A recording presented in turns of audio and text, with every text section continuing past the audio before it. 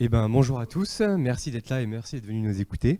Je suis ravi également d'être là. Je remercie Kedge et Datakiten pour l'organisation.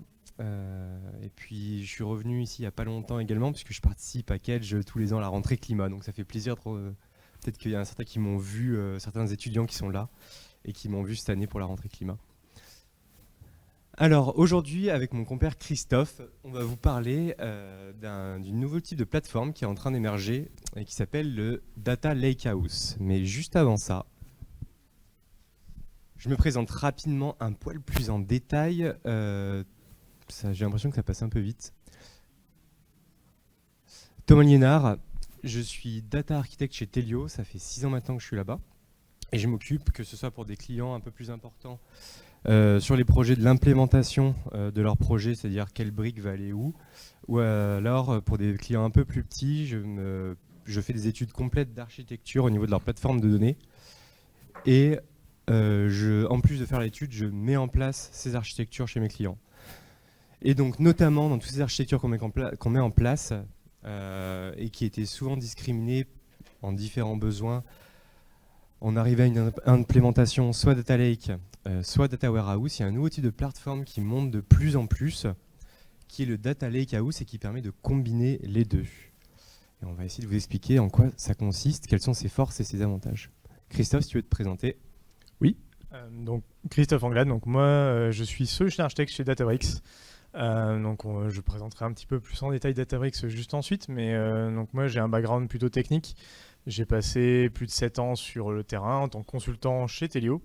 Je remercie de me réinviter aujourd'hui pour cette présentation, ça fait plaisir. De rien. En tant que data ingénieur, j'ai fait de la BI, j'ai fait tout un tas de sujets autour de la data, surtout sur du cloud computing, dans le but de mettre en production et de créer de la valeur avec de la donnée de différentes manières, donc, au travers de flux de données en streaming, de data viz, de solutions intégrées avec de l'intelligence artificielle, du machine learning, toutes ces solutions-là. Et ça fait un peu plus d'1 an donc je suis chez Databricks. Allez, on en profite comme d'habitude pour faire un tout petit peu de pub. Telio, c'est un cabinet de conseil spécialisé dans la donnée. On est à Bordeaux, on est à Bègles, à la Cité numérique. Donc si vous avez besoin d'expertise au niveau de la donnée et que vous aimez consommer local, vous pouvez venir nous voir. On a plusieurs types d'offres qui vont des offres habituelles de BI, data visualisation, à des choses très haut niveau d'architecture ou de management de la donnée, de gouvernance. Donc voilà, tout un type d'offres que vous pouvez voir ici.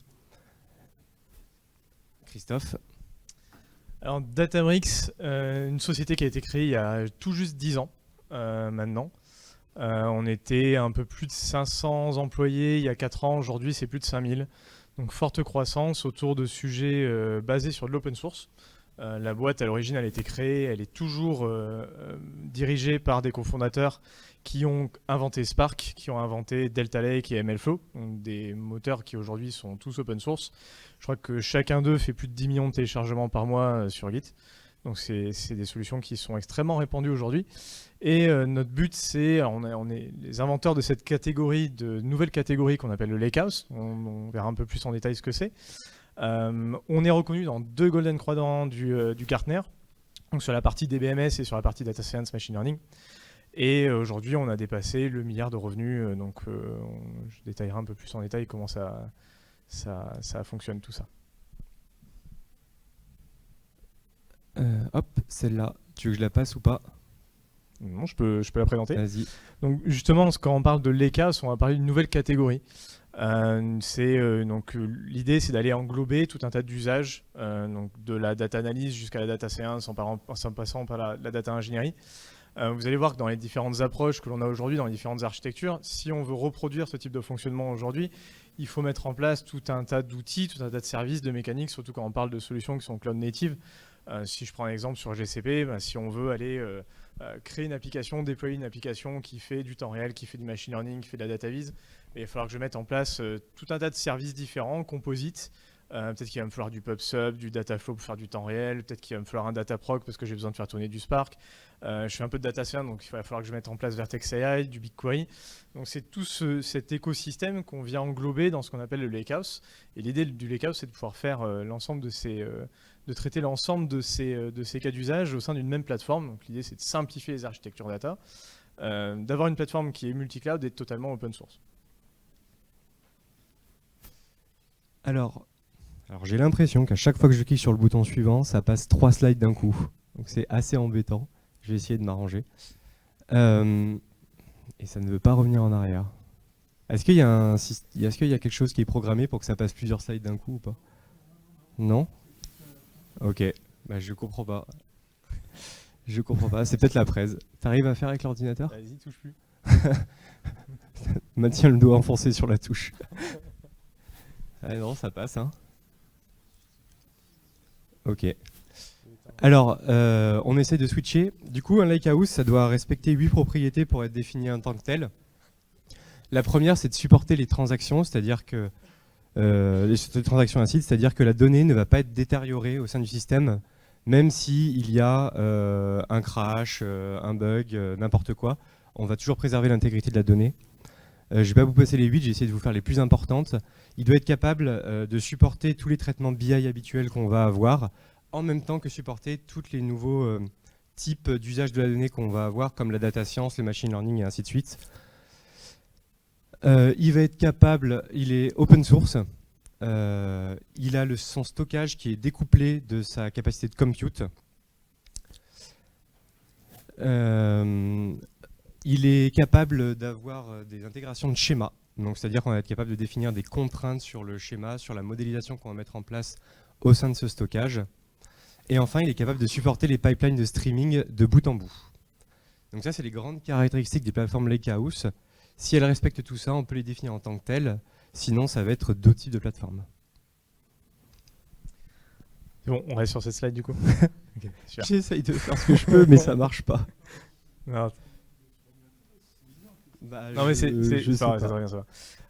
Nous, ce qu'on voit en fait, l'idée derrière ce concept, ça vient d'un constat qu'on a dans l'industrie, c'est que aujourd'hui, donc vous voyez ce qu'on voit à l'écran, ce que vous avez vu clignoter pendant un petit moment, c'est ce qu'on appelle la courbe de maturité data. L'idée, c'est de se dire comment je vais pouvoir créer un avantage compétitif au sein de mon entreprise, au sein de mon organisation. Avec la data, on peut le faire de différentes manières.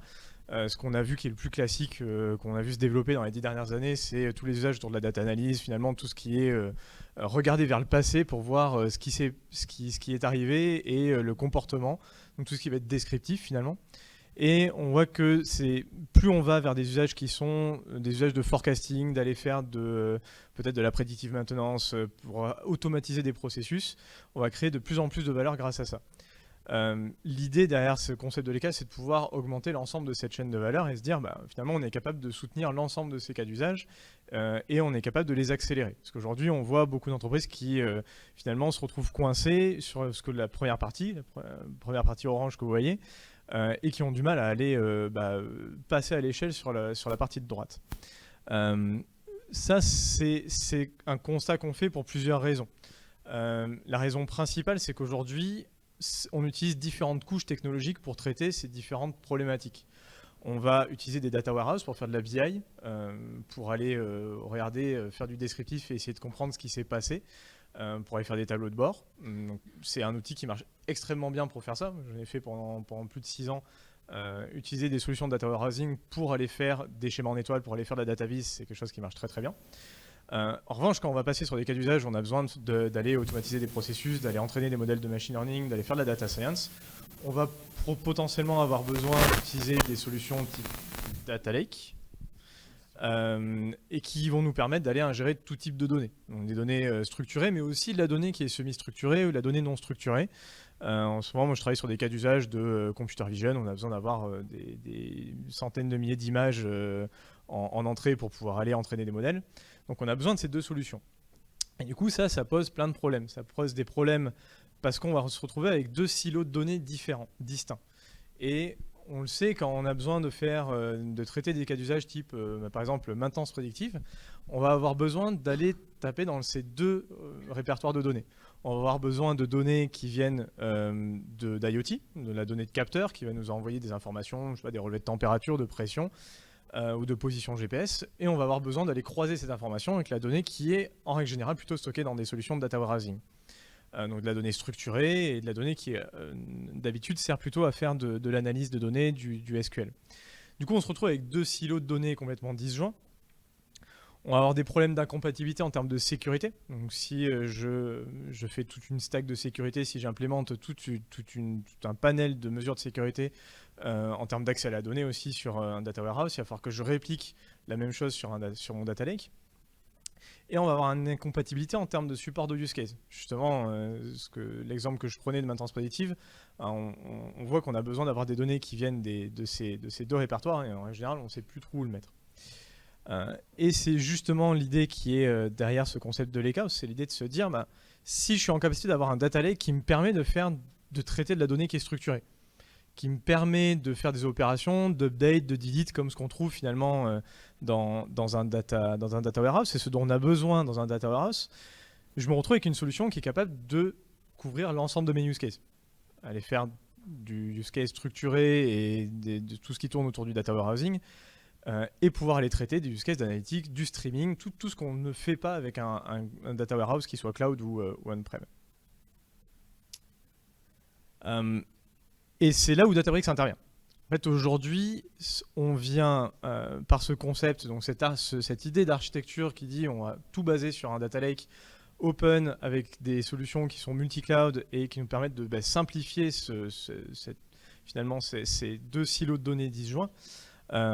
On vient régler un ensemble de problèmes. Donc on peut faire de l'advanced analytics, on peut faire du streaming, on peut aller faire de la BI, on peut couvrir l'ensemble de ces use cases que ne couvrent pas en totalité les data warehouse ou que ne couvrent pas en totalité les data lakes standards. Merci Christophe. Alors du coup, on a vu dans la théorie à quoi correspondait un lakehouse, mais c'est bien d'aller voir maintenant techniquement à quoi ça ressemble et comment les différents fournisseurs du marché l'implémentent. Alors le premier, ça va être Databricks. Databricks, lui, il a la particularité de s'appuyer sur les fournisseurs cloud existants. Donc il va utiliser les plateformes d'Amazon, d'Azure, de Microsoft et de Google. Il va utiliser leur capacité de stockage Data Lake pour aller écrire ses tables à l'intérieur. Et en couche supérieure, il va utiliser un catalogue de données qui va, à ce niveau-là, implémenter tout ce dont a parlé Christophe, les règles de sécurité, les règles de modélisation, et ainsi de suite. Et donc, grâce au format de données Delta et grâce à ce catalogue de données superposé par-dessus, on va pouvoir implémenter sur un même stockage tous les use case data qu'on a dans une entreprise. Donc on va être capable de requêter en SQL avec des outils de DataVis ou avec des petites requêtes les tables qui sont dans le Data Lake, les fichiers qui sont dans le Data Lake. On va être capable d'aller faire des workflows data science dessus. Tous les notebooks Python, on va pouvoir les orchestrer et aller les faire taper là-dedans aussi, sur exactement les mêmes tables, les mêmes données. On va être capable également d'aller faire de l'apprentissage de modèles de machine learning exactement sur les mêmes tables, sur les mêmes données.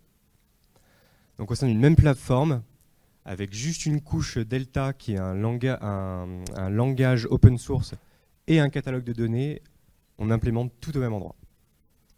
Super puissant. Voilà comment Amazon commence à implémenter la stratégie Lakehouse sur son infrastructure. Alors eux, vous voyez, c'est encore un peu disjoint. Ils ont d'un côté le Data Lake et de l'autre côté, ils ont encore leur Data Warehouse. Et ce qu'ils ont fait pour commencer à s'adapter et à essayer de rejoindre les deux, c'est qu'ils ont créé un add-on à leur Data Warehouse et un catalogue. Et ces 2 trucs-là, ajoutés à la plateforme existante, vont permettre d'aller exécuter de la requête SQL sur des fichiers d'un certain type du Data Lake. Donc ils sont encore loin d'une intégration totale à la Databricks, mais finalement, ils tendent à aller vers ça. Ils en sont loin, donc ils ont encore les 2 stockages séparés. Ils se servent essentiellement du Data Lake pour leurs usages data science et machine learning et du Data Warehouse pour leurs usages BI, mais ils permettent, grâce à un add-on et à un catalogue, d'aller faire des usages SQL sur le Data Lake. Voilà. Bon, le point hyper pas fort là-dessus, c'est que pour ne pas utiliser le data lake, ne pas utiliser le data warehouse, il faut créer un data warehouse. Puisque c'est dans ce Redshift Spectrum qui a la donne qui va permettre de faire tout ça. Ce n'est pas encore idéal comme solution. Next. On a Google. Donc Google, ils avaient déjà un outil super puissant qui s'appelait Google BigQuery. Mais ce Google BigQuery, c'est pareil, il utilisait des tables et un stockage interne pour tous ces usages qu'on faisait par-dessus. Il était capable d'aller se connecter à des fichiers sur le Data Lake pour les importer dans BigQuery, les importer dans un stockage propriétaire et ensuite les faire tous les use case data dessus. Et donc là, ils ont développé, un peu à la Amazon, une brique qui s'appelle BigLake, qui est aussi un add-on de BigQuery, et un data catalogue qui s'appelle Dataplex, qui permet, comme à la Amazon, d'aller relier la couche sécurité et les couches accès aux données du Data Lake et du Data Warehouse, et d'aller exécuter des use cases SQL sur les fichiers Data Lake. Donc ça fait beaucoup de choses à implémenter en plus, et c'est encore les mêmes limites que la plateforme d'Amazon, c'est-à-dire que pour l'instant, vous avez encore vos données qui sont stockées d'un côté dans le cloud storage Google et de l'autre côté sur les tables BigQuery. Donc c'est encore en cours de réunification, mais c'est que le début, donc ils travaillent encore le sujet.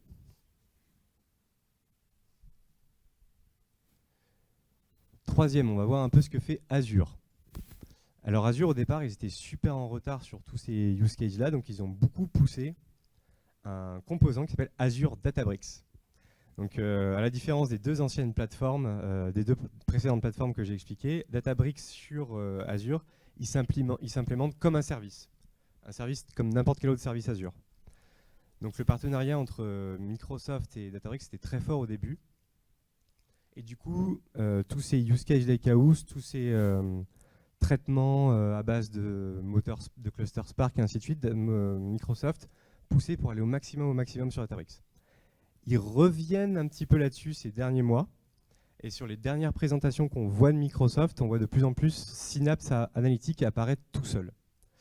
Donc Synapse Analytics, c'est la solution de Microsoft pour répondre à ces problématiques. Ça encapsule des clusters Spark pour traiter la donnée type pour des use cases data science, des pools SQL pour faire de la BI par-dessus, et ça s'appuie sur du storage Azure. Malheureusement, le produit n'est pas bien fini, ça marche pas bien, c'est lent, ça s'exécute mal. Désolé, c'est mon ressenti. Et du coup, toujours sur la plateforme Azure, le meilleur moyen d'avoir cette plateforme Lakehouse actuellement, c'est quand même d'utiliser Azure Databricks. C'est ce qui marche le mieux, c'est ce qui est le plus simple à implémenter. Et Synapse n'est pas encore prêt à remplacer Databricks là-dessus. Et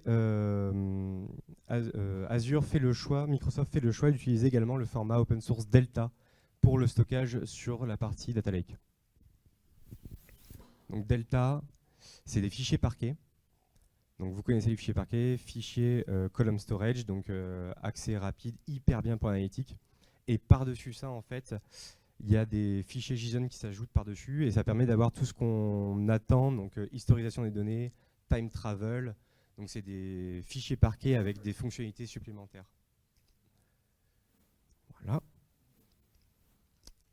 Donc ça, c'est le tour d'horizon des plateformes qui proposent une implémentation de Lakehouse. Donc Databricks, lui, il a tout en un. Dans un seul outil, on arrive à tout avoir. Les autres fournisseurs cloud, avec leurs moyens, finalement, il va falloir peut-être une dizaine de ressources pour arriver à quelque chose d'équivalent. Puisqu'après, pour les use cases SQL, pour les use cases data science, pour les use cases machine learning, il va falloir monter dans chacune des plateformes les services qui correspondent à ce type d'usage. Donc si je veux faire du machine learning avec Azure, ça va être Azure Machine Learning. Si je veux faire de l'ETL, ça va être Data Factory. Si je veux faire, donc il faut en plus de ça, en plus de Synapse, il va falloir monter un tas de services à côté pour pouvoir tout faire. Et c'est pareil sur AWS, c'est pareil sur Google. Et enfin, difficile de terminer ce tour d'horizon des plateformes sans parler de Snowflake, puisqu'il y en a beaucoup de personnes en entreprise qui le voient. C'est un des gros concurrents de Databricks. Alors, Snowflake, lui, n'est pas une plateforme de Team Lakehouse. Pourquoi ? Et bien déjà parce que le stockage des données côté Snowflake, on ne peut pas y accéder. C'est leur petite tambouille en interne, ils ne vous laissent pas l'accès à ça. Même si ça se repose sur les 3 grands fournisseurs, un peu à la Databricks. Les fichiers qui servent de support aux tables de Snowflake, vous ne pouvez pas y accéder. C'est leur tambouille en interne. Donc pas d'open source, paf, ça ne rentre pas dans les critères de sélection de Lakehouse qu'on a vu sur la première slide. Et Snowflake, lui, il part plutôt des usages BI et il commence à aller s'orienter vers les usages data science et machine learning, alors que Databricks vient un peu du monde inverse. Databricks, ils viennent du monde du data lake et ils tendent à pouvoir rendre possible les usages BI analytiques sur leur plateforme. Donc on voit quand même que c'est intéressant de montrer le parallèle entre les deux, puisqu'ils viennent de 2 univers différents et ils tendent à se rejoindre un peu les deux. Donc au fur et à mesure des implémentations et des évolutions qu'ils font tous les deux sur ces plateformes, et que même les grands fournisseurs font de leur côté, on voit qu'à peu près toutes ces plateformes se rejoignent sur des use cases et sur des façons de faire similaires. Je vais essayer de laisser 5 minutes pour les questions, donc j'ai terminé. Eh ben, mais c'est ouf. Je suis désolé, mais je comprends pas ce qui se passe. Bah je touche plus à cette télécommande. Et si tu arrives toi avec les touches du clavier, ça fait pareil? Peut-être que j'ai des trop gros doigts et quand j'appuie, bah, ça passe plusieurs slides d'un coup. Donc pour conclure, il y a quand même encore un gap entre des outils spécialisés dans chacun use case data, un outil qui est spécialisé dans la data science, un outil qui est spécialisé dans les use case BI, un outil qui est spécialisé dans le machine learning, et ces plateformes qui font tout d'un coup. Mais n'empêche que le gap va tendre à se réduire. Vous économisez des coûts d'infrastructure, des coûts de fonctionnement à avoir tout sur un même support, et vous tirez moins les cheveux pour essayer d'avoir une structure, une sécurité et des règles homogènes entre tous ces outils. Donc à l'heure actuelle, bah, peut-être qu'une plateforme Lakehouse sera un peu moins performante sur des use cases très spécifiques. Ils tendent à réduire ce gap en faisant des mises à jour constantes sur leur plateforme et sur leurs outils. Mais n'empêche qu'au global, dès l'heure actuelle, vous avez des économies d'échelle énormes en regroupant tout au même endroit. Voilà, et un point important, ouais, le dernier point important, mais je vous l'ai déjà dit, c'est ce qu'on voit quand même entre ces différentes plateformes, c'est qu'elles ont tendance à avoir des méthodes et des usages qui sont assez convergents. On voit le stockage en format parquet généralement, agrémenté d'un catalogue qui permet d'avoir une couche sécurité qui est la même pour tous, agrémenté d'un pool pour exécuter des requêtes de type Spark et un pool pour exécuter des requêtes de type SQL. On retrouve à peu près ce fonctionnement sur toutes les plateformes.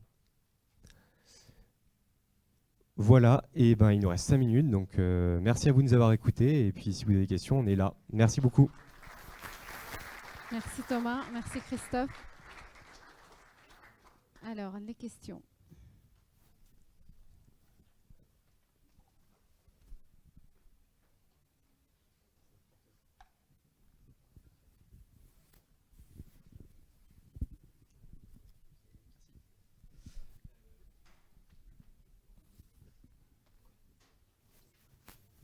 Déjà, merci pour le talk, c'était très intéressant. Merci à vous deux. Ma question est plutôt économique. Sur la fin, tu parlais du fait que les plateformes sont de plus convergentes vers des solutions relativement équivalentes. Et effectivement, c'est un truc qu'on voit tous les jours. À chaque annonce d'une nouvelle feature, on se dit, bah, en fait, ils l'ont, on va pas dire copié, mais ils se sont inspirés fortement de telle ou telle autre plateforme.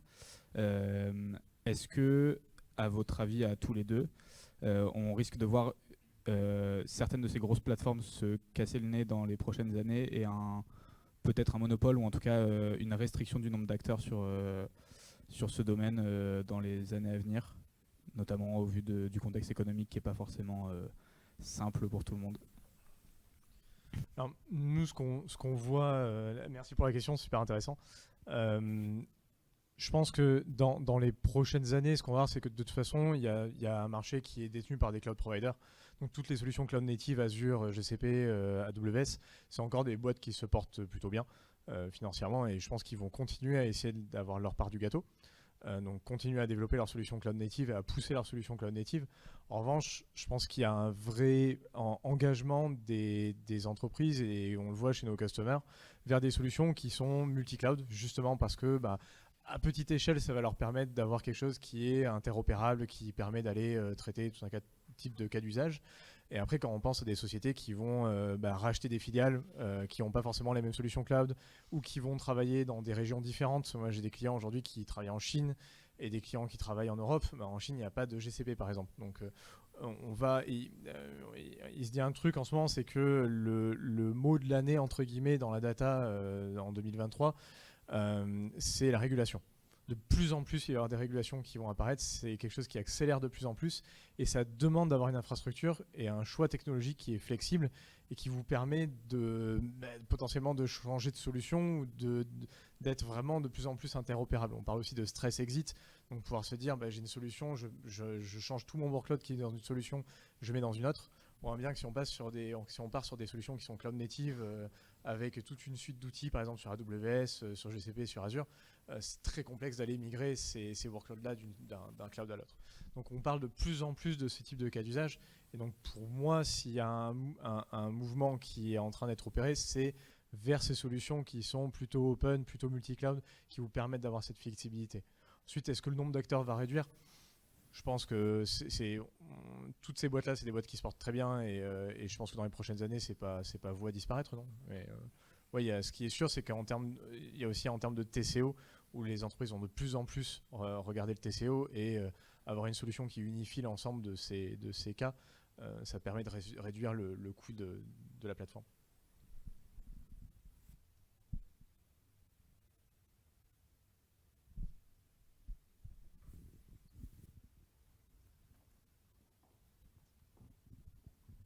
Bonjour, merci pour votre présentation. J'ai une question. Vous avez parlé de données qui remontent de capteurs, vous avez parlé de bases de données SQL, de fichiers parquets.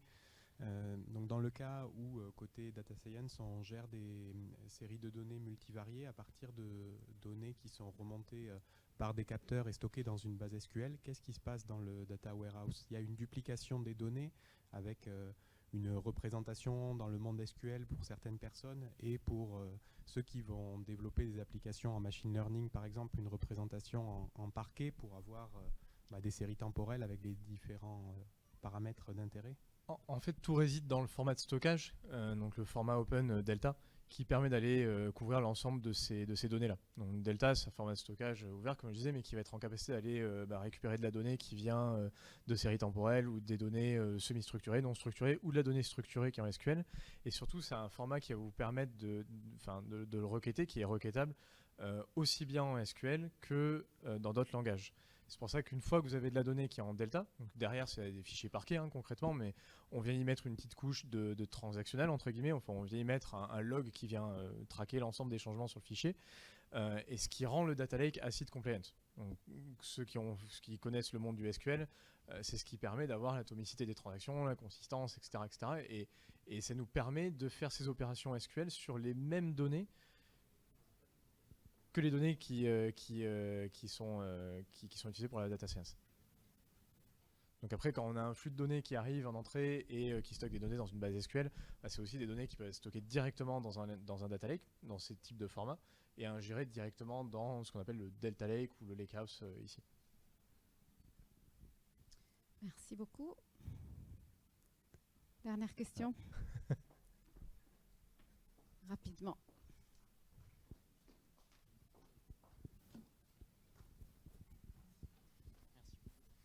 Ouais, juste ma question, c'est en termes, donc finalement le concept c'est de ramener le monde du BI vers le data lake, quoi. Est-ce qu'en termes de performance c'est perceptible, parce que j'imagine que si on tape dans les fichiers c'est moins performant que d'avoir une base SQL derrière. Ouais. Est-ce que c'est perceptible aujourd'hui ? Ouais, alors moi de ce que j'ai vu et des tests qui ont été menés sur différents use cases que je traite, si tu prends un modèle relationnel orienté BI et que tu le mets dans une base de données SQL et que tu fais des requêtes dessus, ça va être un poil plus performant que tu fais la même chose avec un Delta Lake. Mais la différence, elle va pas forcément être perceptible pour l'utilisateur final. Donc ça va pas être des temps de traitement incroyablement plus longs, ni rien. Non, tu verras pas la différence en fait. Aujourd'hui, on a un benchmark qui a été effectué, donc qui est un benchmark totalement public, qui a été réalisé par un tiers, qui comparait justement ces différentes solutions, data warehousing, lakehouse, etc., enfin Delta Lake. Et c'est quelque chose qui s'appelle TPCDS, je crois. C'est un modèle de scoring. Donc vous pouvez aller voir les résultats de cet audit-là. Et aujourd'hui, les performances sont extrêmement bonnes. Enfin, je vous invite à aller voir le résultat de l'audit. C'est public, tout est public.